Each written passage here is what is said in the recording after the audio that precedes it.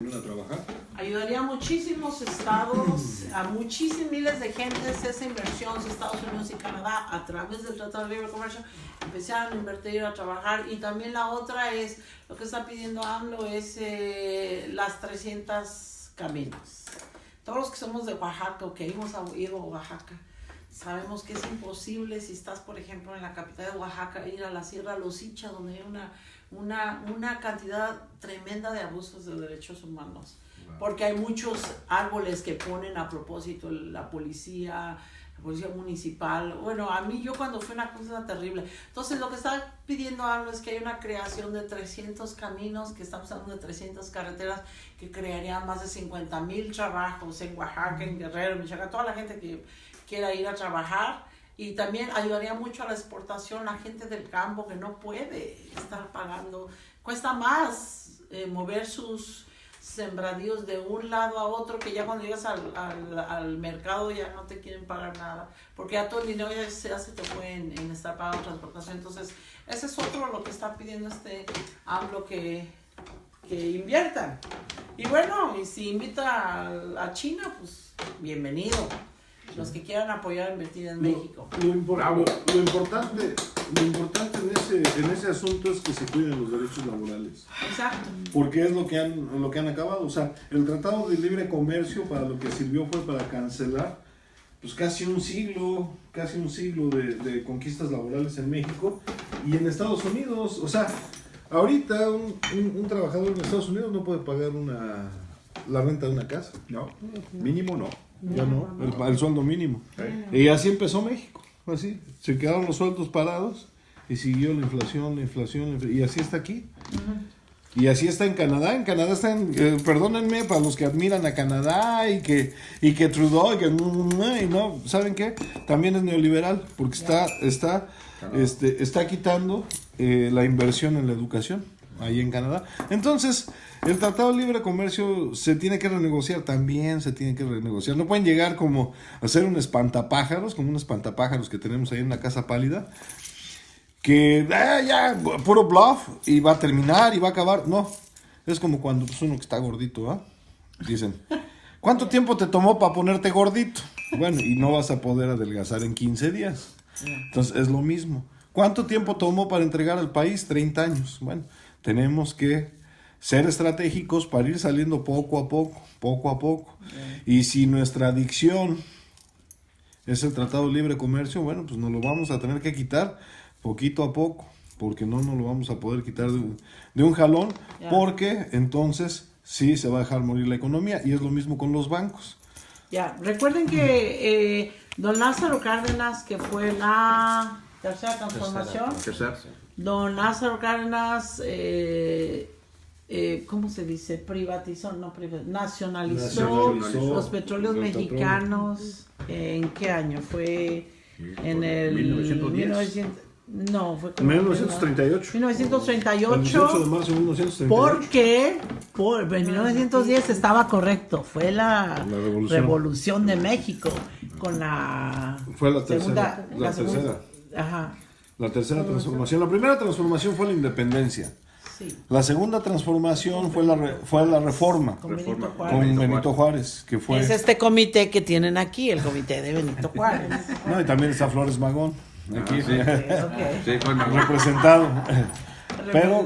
Pero oye, entonces nosotros somos de la primera transformación. Segunda transformación. De la segunda. Tenemos comités de la segunda. La tercera transformación fue la Revolución Mexicana. Exacto. Lázaro Cárdenas. Donde Lázaro Cárdenas Madero. Empieza con Madero y empiezan los gobiernos de la Revolución, que supuestamente la Revolución termina cuando Lázaro Cárdenas, pero hay un periodo interesante de interrupción también, cuando está ahí Plutarco Elías Calles. Pero bueno, la revolución, como dice Adolfo Gili, es una revolución interrumpida. Pero bueno, esa fue la tercera transformación. Y la cuarta transformación es ahora, donde... Fíjate que nosotros nos peleamos mucho por el petróleo, y el petróleo para acá y el petróleo para allá. Y sí hay que recuperarlo.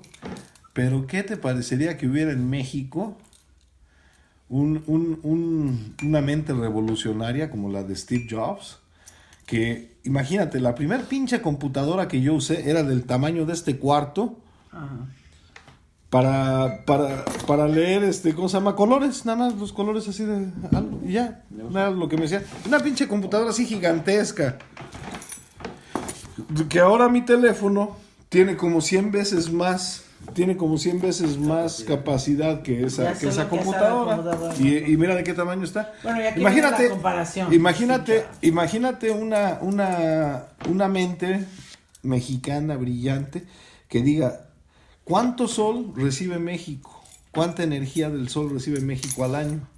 Si pudiéramos convertir esos fotones en watts, en voltios, cuántos camiones, cuántos barcos, cuántos aviones, cuánta industria se podría mover en México y dejar en paz el petróleo, porque el petróleo es energía de segunda mano.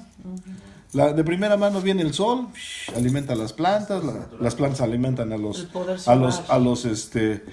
animales, se mueren los animales y entonces pasan miles de años y ya se convierten en petróleo los restos. Pues qué tal si lo agarramos nosotros de primera mano, antes de que llegue hasta abajo. Y como dice la Mari, somos los hijos del sol. Y esa es la cuarta transformación, la transformación de los materiales, la transformación de la energía, la recuperación del agua. Esa es la cuarta transformación verdadera. ¿Sabes tú que López Obrador anduvo en la selva Lacandona? Ajá. Y ya fue a hablar dentro de los 50 puntos del proyecto alternativo de nación? Fíjate qué eficiente, que es una mente eficiente. Que tiene una mente mejor que la de Steve Jobs. Claro. Porque dice, vamos a sembrar, vamos a reforestar la Mixteca y la selva Lacandona. Con 50,000 árboles. No, con 1 millón de árboles. Oh. Con 1 millón de árboles. Cada uno, con 1 millón de árboles, pero van a ser árboles frutales. Número 1, le vamos a dar empleo a la gente. Número 2, va a haber comida. Número 3, se va a salvar el ecosistema. Qué chingón. Exacto. Bueno, lo que yo quería decir de la tercera transformación de cuando se nacionalizó el petróleo de México es que se nacionalizó principalmente por el abuso laboral que existía de las compañías francesas en México, el abuso laboral contra los trabajadores. Ingleses y americanos.